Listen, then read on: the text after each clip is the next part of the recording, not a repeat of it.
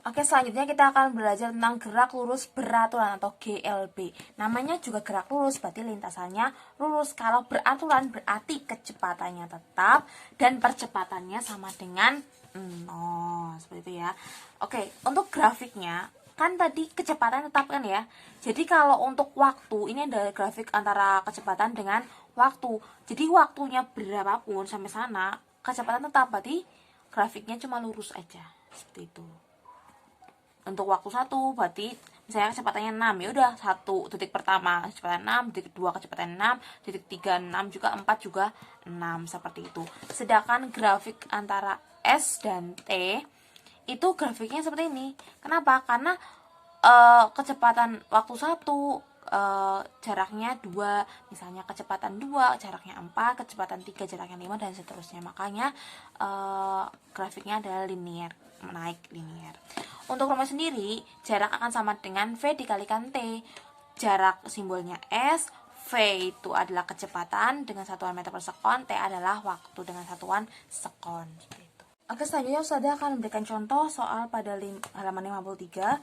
Sebuah mobil bergerak lurus dengan kecepatan dinyatakan dalam grafik berikut. Nah, seperti ini. Berdasarkan grafik di atas, berapakah besar jarak yang ditempuh benda? Oke, kita mencari jarak yang ditempuh oleh benda.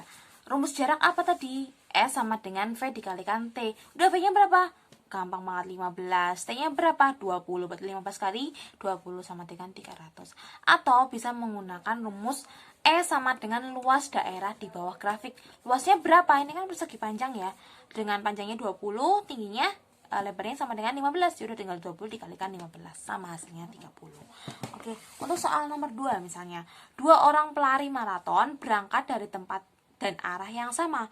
Orang pertama berlari dengan kecepatan 5 meter per sekon, orang kedua berlari setelah 4 sekon kemudian dengan kecepatan 9 meter per sekon. Tentukan kapan orang tersebut akan menyusul orang pertama. Oke, kita diketahui bahwasanya V1 sama dengan 5 meter per sekon, V2 sama dengan 9 meter per sekon.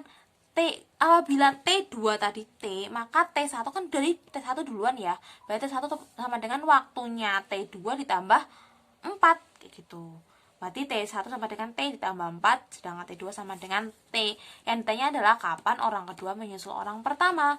Karena jaraknya itu sama, maka S1 sama dengan S2. Rumus S apa? V1 S itu V kalikan T. Kalau 1 berarti V1 dikalikan T1. Kalau 2 berarti V2 dikalikan T2. V1 T1 ini berapa? T ditambah 4. Masukin T ditambah 4 sama dengan V2 kalikan T. T tadi ya, waktu T2 tuh. Masukin 5 kalikan T ditambah 4 sama dengan 9T. Dikalikan silang. Berarti 5T ditambah 20 sama dengan 90. Berarti T sama dengan 5 sekon. Selanjutnya adalah gerak lurus berubah beraturan atau GLBB. Namanya juga gerak lurus, berarti lintasannya lurus. Kalau berubah beraturan berarti kecepatannya berubah dengan percepatannya tetap. Tadi kan kalau GLB percepatannya 0, kecepatannya tetap seperti itu. Nah, untuk grafiknya itu kan ada kecepatan awal, ada kecepatan akhir. Berarti ada V0, ada VT seperti itu. Ini untuk T tertentu kecepatan naik, maka grafiknya seperti ini ya. Bentuknya adalah trapesium. Oke, untuk rumus VT sendiri sama dengan V0 ditambah AT. Rumus S sama dengan atau jaraknya adalah V0 dikalikan T ditambah setengah AT kuadrat. VT kuadrat sama dengan V0 kuadrat tambah 2AT. Ini rumusnya dihafalkan. Bagian VT itu V akhir, kecepatan terakhir, V0 itu kecepatan mula-mula, A itu adalah percepatan, dan T sama dengan waktu. Rumus ini yang sering keluar, jadi hafalkan. VT sama dengan V0 ditambah AT, S sama dengan V0 T ditambah setengah AT kuadrat, VT kuadrat sama dengan V0 kuadrat ditambah 2AS. Nah, mencari luas jarak ini juga sama dengan luas daerah di bawah grafik seperti itu. Nah, Ustazah akan berikan contoh soal halaman 60. Sudah bacakan. Sebuah benda melakukan gerak lurus dipercepat beraturan dengan kecepatan mula-mula adalah 5 meter per sekon dan percepatannya 3 meter per sekon kuadrat. Hitunglah A. Kecepatan benda ketika T sama dengan 10 sekon, dan B. Jarak yang ditempuh benda setelah bergerak 10 sekon. Oke. Diketahui tadi berapa? V-nya sama, V0-nya sama dengan 5, A-nya sama dengan 3 meter per sekon kuadrat. Ditanya adalah V setelah T-nya 10 sekon. Oke, kita tahu bahwasanya rumus VT tadi apa? VT sama dengan V0 ditambah AT. V0-nya tadi berapa? 5. Ditambah A-nya sama dengan 3, T-nya sama dengan 10. Udah dimasukin semuanya. Jadi V0-nya 5 ditambah 3 dikali 10. 5 ditambah 3 kali 10, 30 sama dengan 35 meter per sekon. Sedangkan untuk jaraknya itu rumusnya apa? VOT ditambah setengah AT kuadrat. V0-nya tadi V mula-mulanya 5, T-nya 10 ditambah setengah dikali A-nya tadi 3, T-nya tadi selama 10 sekon dikuadratkan. Berarti 50 ditambah setengah kali 3 kali 100 sama dengan 50 ditambah 150 sama dengan 200. Oke, untuk soal yang kedua.